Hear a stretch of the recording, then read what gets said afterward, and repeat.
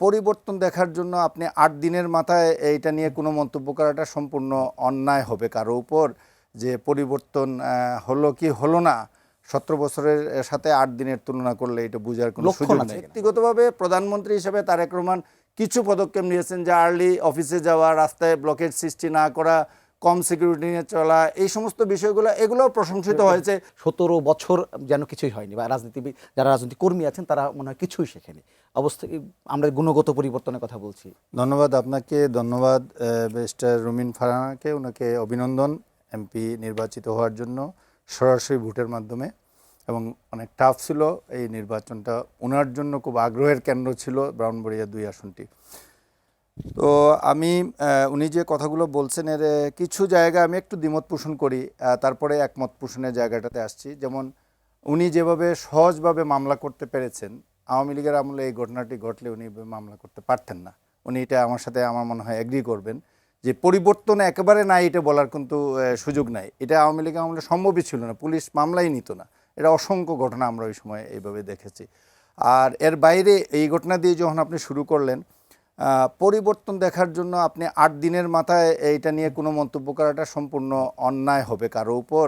যে পরিবর্তন হলো কি হলো না, ১৭ বছরের সাথে ৮ দিনের তুলনা করলে এটা বোঝার কোনো সুযোগ নেই। লক্ষণ তো অবশ্যই আছে। আমরা কিছু জায়গায় আমরা বলতে পারি যে তারেক রহমানের যে বিষয়গুলোকে ক্রেডিট দেওয়ার মতো, বিএনপি সরকারের কিংবা তারেক রহমান সাহেবের যে ক্রেডিট দেওয়ার মতো বিষয়গুলো হলো যে উনি যে গতিতে কাজটা শুরু করেছেন, এটা আমার কাছে মনে হয়েছে। আমি ব্যক্তিগতভাবে কিংবা একজন সাংবাদিক হিসেবে যে জিনিসটা দেখেছি যে উনি একদিনও সময় নষ্ট করেননি, ছুটির দিনেও কাজ করছেন এবং যেভাবে শুরু করেছেন ওনার নির্বাচনী প্রতিশ্রুতি, জাতীয় বিভিন্ন বিষয় নিয়ে, পাবলিক ইন্টারেস্ট যেখানে আছে এই সমস্ত বিষয় নিয়ে উনি যে গতিতে কাজটা শুরু করেছেন, এই গতিতে যদি কাজ চালিয়ে যান তাইলে আমরা শিগগির এটার পরিবর্তন রাষ্ট্রীয় জীবনে, জাতীয় জীবনে দেখতে পাবো বলে আশা করছি। এখন এটা উনি কতদিন কন্টিনিউ করবেন, কন্টিনিউ করতে পারবেন কিনা।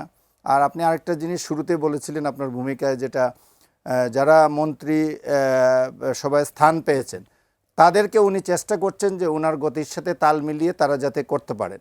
এবং আমরা এর মধ্যে একটা জিনিস দেখেছি যে সচিবালয়ে উনি খুব সকাল সকাল অফিস করছেন। এর ফলে সচিবালয়ে কাজের, আমি আমার সহকর্মীদের কাছ থেকে যারা সচিবালয় বিটি কভার করেন তাদের কাছ থেকে আজকেও আমি শুনছিলাম যে বলছে সচিবালয়ে একটা পরিবর্তন আসছে। মানে আগে 10টা 11টায় অনেক কর্মকর্তা সচিবালয়ে যেতেন, এখন সকালে গিয়েই তাদেরকে প্রস্তুত থাকতে হচ্ছে কখন ডাক পড়বে, কখন কোন বিষয়ে ফাইল রেডি করতে হবে।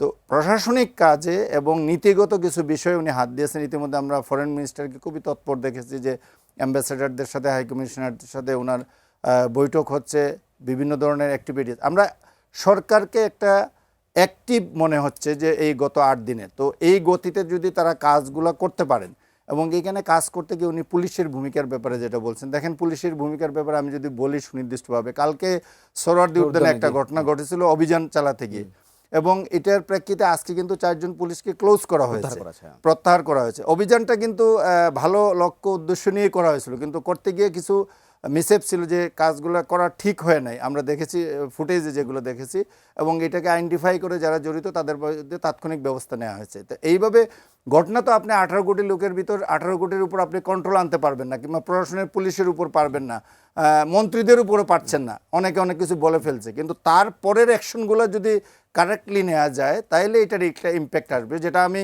বলতে পারি যে আমাদের যোগাযোগ মন্ত্রী যে মন্তব্য করেছিলেন, এটা সরকারের অন্য মন্ত্রীরাই এটা সমালোচনা করেছেন এবং এটাকে থামিয়ে দিয়েছেন। এটা ঠিক নয়, এরকম একটা মানে সরকারের পক্ষ থেকে একটা কথা বলার চেষ্টা করা হয়েছে, এটা ঠিক নয় বলে, মানে কোনো স্টেটমেন্ট করা হয়নি, বাট এটা আমরা লক্ষ্য করেছি। পুলিশের ক্ষেত্রে আজকে যেটা বললাম, তো এইরকম বিভিন্ন জায়গায় সরকারের তরফ থেকে বলা হচ্ছে। ইভেন আমরা দেখেছি যে 124টা অধ্যাদেশ যে পাশ করেছে অন্তর্বর্তীকালীন সরকার, সেগুলোকেও রিভিউ করতে হবে। আপনি জানেন যে পার্লামেন্টে 12 তারিখে পার্লামেন্ট বসছে, পার্লামেন্টে এমপি মহোদয়রা যাবেন, ওনারা এই 30 দিনের ভিতর 30 ওয়ার্কিং ডেজের ভিতর আইদার এগুলোকে রেটিফাই করতে হবে অথবা রিজেক্ট করতে হবে। রেটিফাই না হলে অটোমেটিক রিজেক্ট হয়ে যাবে। তো এই সমস্ত বিষয় আসা আছে, সরকারের সামনে অনেক কাজ আছে। এখন আমরা দেখতে চাই যে কাজগুলো, কিংবা ওনারা যে ঘোষণা দিয়েছিলেন, এটা তাদের পলিটিক্যাল নির্বাচনী কমিটমেন্ট, ফ্যামিলি কার্ড করা, কৃষক কার্ডের ব্যাপারে, এগুলোর ব্যাপারে আমরা দেখছি খুব প্রম্পট অ্যাকশন হচ্ছে, কাজকর্ম হচ্ছে, কমিটি হচ্ছে এবং অ্যাক্টিভিটিস দেখছি। তো এই গতিতে তারা যদি কাজ করতে পারেন, ইকোনমিক সেক্টরে গভর্নমেন্ট খুবই একটা ফ্রাজাইল কন্ডিশনে দায়িত্ব নিছে, এইটাকে স্ট্রিমলাইনে আনা, এটাকে অল আউট একটা প্ল্যানিং করা, এই সমস্ত অনেক কাজ সরকারের সামনে। এটাকে তারা যদি ঠিকমতো করতে পারেন তাহলে হয়তো এটার একটা রেজাল্ট আমরা দেখতে পারবো প্রাইমারিলি। আর ব্যক্তিগতভাবে প্রধানমন্ত্রী হিসেবে তারেক রহমান কিছু পদক্ষেপ নিয়েছেন, যে আর্লি অফিসে যাওয়া, রাস্তায় ব্লকের সৃষ্টি না করা, কম সিকিউরিটি নিয়ে চলা, এই সমস্ত বিষয়গুলো এগুলোও প্রশংসিত হয়েছে। এগুলোকে যদি লোক দেখানো না হয়, সত্যি সত্যি এগুলো কন্টিনিউ করে, তাইলে পাবলিক পারসেপশন অন্য মন্ত্রীরা ওইগুলো করার সাহস পাবে না, পাবলিকের হ্যারাসমেন্টটা কম। এই